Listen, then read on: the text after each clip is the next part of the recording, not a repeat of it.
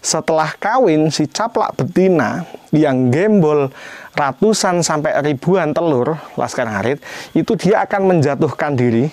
Nah, seperti ini mungkin bisa di shoot ya. Monggo kameramen pelan-pelan aja.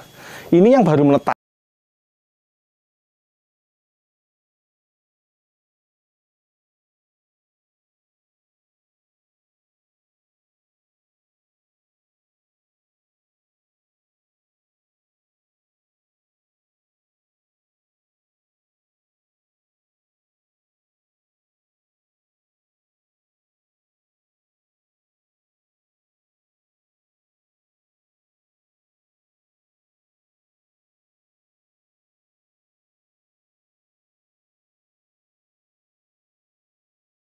Laskar Ngarit. Hari ini saya di rumahnya Pak Ponidi. Ya, ini Sugeng Ejang Pak Ponidi. Sehat? Ya.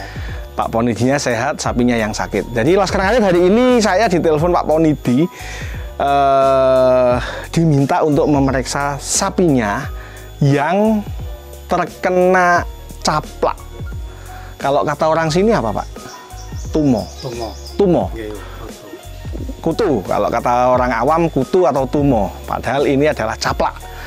Karena kalau kutu itu lebih kecil, kalau caplak itu dia bentuknya bisa bulat, bisa panjang, dan kakinya ada 6 atau 8 ya, kanan kiri itu caplak.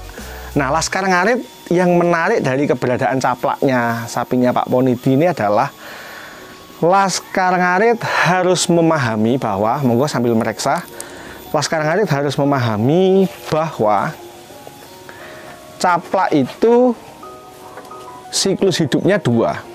Bentar, sayang.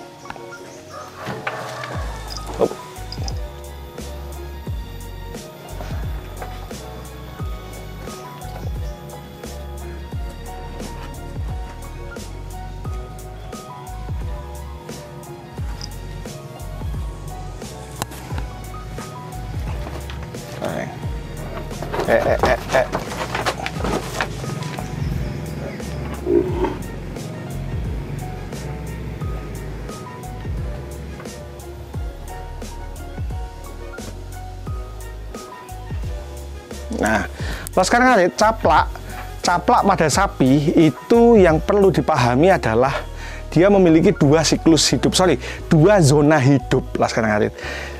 Zona hidup yang pertama adalah dari caplak itu baru menetas, dia akan langsung mencari inang atau mencari makhluk ya yang diserap darahnya sampai dia tumbuh dewasa, sampai si caplak itu kawin. Nah, setelah kawin si caplak betina yang gembol ratusan sampai ribuan telur Laskar Ngarit itu dia akan menjatuhkan diri, akan keluar dari tubuhnya si inang atau si sapi ya, dan dia akan bertelur di seperti ini, kameramen. Jadi di celah-celah bambu ya, celah bambu atau di bentetan-bentetan lantai, terus nun sewu di kayu ya, itu dia akan menetas. Nah, seperti ini mungkin bisa di shoot ya. Monggo kameramen pelan-pelan aja. Ini yang baru menetas. Ini caplak yang baru menetas Laskar Ngarit. Nah, ini ada yang gede ini. Nah, ini baru menetas. Nanti semakin lama semakin besar dan akan tumbuh gede banget, dan ketika sudah segini ya, atau segini, dia akan gogrok, akan jatuh dan akan bertelur, beranak pinak di celah-celah palungan, di keramik dan lain-lain. Yang pasti caplak itu paling suka ngendok dan menunggu endoknya ya, itu di tempat yang hangat, lembab dan gelap, Pak. Jadi Laskar Ngarit, titik tekan dari video ini adalah memberikan pemahaman kepada peternak bahwa caplak memiliki 2 zona hidup. Zona pertama adalah sapi, zona kedua adalah di luar tubuhnya si sapi. Artinya Laskar Ngarit, yang ada di tubuhnya di sapi disuntik pasti mati, pasti langsung kering, Pak Bos nggih. Disuntik langsung kering cemet. Nah, Pak Ponidi saya sarankan setelah disuntik dapat 15 hari, jenengan mandikan, membuang bangkai dari caplak yang mati, ataupun seandainya ada caplak yang baru naik, dia segera dibuang. Mandinya Laskar Ngarit bisa menggunakan sabun belerang. Sabun belerang di Indomaret, di Alfamaret, di toko-toko ada jenengan sabun belerang, sabune wong jamuran atau kena panu. Nah, Laskar Ngarit ya. Jadi dimandikan yang bersih, di telinga yang bagian kutu tadi digosoi, dan jangan langsung dibilas. Biarkan sapinya ini kelonyom air dan busanya sabun sabun belerang tadi. Lalu biarkan kira-kira 10 menit baru jenengan bilas. Nah, ini langkah pertama. Langkah pertama disuntik, nanti kita suntik. Langkah yang kedua adalah hari ke-10 sampai hari ke-14 bebas dipilih, sapi disarankan untuk dimandikan. Oke, langkah yang ketiga Laskar Ngarit, karena kutu dan caplak ini tidak tahan panas, Pak Bos. Setelah disuntik sambil menunggu mandi, kalau pas ada panas yang terik, sebaiknya dijemur sapinya. Ya, jadi obat bekerja dari dalam, dari luar dipanasi, hari ke-10 atau hari ke-14 sapinya ini dimandikan Laskar Ngarit. Oke. Lalu yang selanjutnya yang harus dilakukan adalah apa tadi namanya, Pak? Gini tadi? Nyelomot. Nah, kalau kata orang Jawa nyelomot, membakar ya. Dengan pakai bambu bisa, pakai kayu bisa, pakai besi bisa, kasih kain, celup ke pertalit atau minyak tanah, bakar, dikretek, jangan dibakar kandang sapinya, tapi hanya diselomot ya kalau kata. Dan pokoknya di celah-celah yang memungkinkan di situ ada indukan yang sedang bunting, indukan caplak yang sedang bunting atau baru menetas, di situ dibakar. Jadi tujuannya adalah membunuh si caplak agar tidak menetas dan tidak menginfeksi lagi. Laskar Ngarit itu. Yang pertama disuntikan, yang kedua mandikan, yang ketiga dijemur, yang keempat adalah membersihkan kandang, semprot sampai bersih, dan di bagian yang memang mungkin untuk diselomot pakai api. Tujuannya adalah biar yang persiapan menetaskan si telur-telur caplak ini tadi mati dan tidak terjadi reinfeksi. Syukur-syukur saran yang kelima, bila jenengan ada dana, di hari ke-15 dari injeksi pertama, sapi tersebut disuntik yang kedua. Oke, tujuan dari menyuntik yang kedua adalah antisipasi nyegat ketika ada caplak yang baru netes, yang lolos dan nempel lagi. Jadi menangani caplak pada sapi Laskar Ngarit tidak gampang, karena caplak hidupnya di dua zona. Kalau kita hajar di sapinya, tidak kita hajar di tempatnya dia menetas, maka akan sama aja, tetap akan tetap terinfeksi. Pasti akan terjadi reinfeksi. Meskipun ganti dokter, meskipun ganti mantri, bila yang di luar tubuhnya si sapi, Pak Bos, tidak dikerjakan, tidak dibersihkan, pasti kambuh dalam waktu 1 sampai dengan 2 bulan Laskar Ngarit. Siap, saya persiapkan untuk suntik dulu.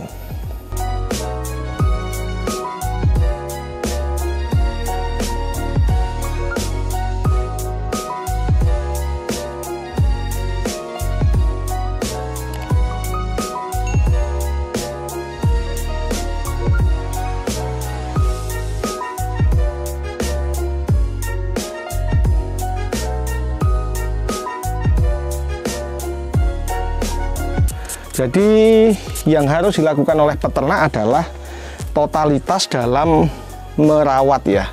Karena kalau tidak nggak akan sembuh. Ini sebadan, ini 2 sapi ini perlu diulangi sebenarnya. Karena kalau tidak diulangi sia-sia. Dia parah banget. Oke, sampun. Panas biasanya 60 detik pas setelah disuntik kepanasan sapi ini. Nah, tapi 60 detik aja. Nanti makanya disemprot kayak adem-adem. Oke, Laskar Ngarit siap. Jadi saya akan membantu menyimpulkan terkait sapinya Pak Ponidi ya, bahwa caplak itu menular. Yang kedua, caplak itu menyebabkan anemia karena menghisap darah. Yang ketiga, caplak yang berlebihan sakit lumpuh sapinya.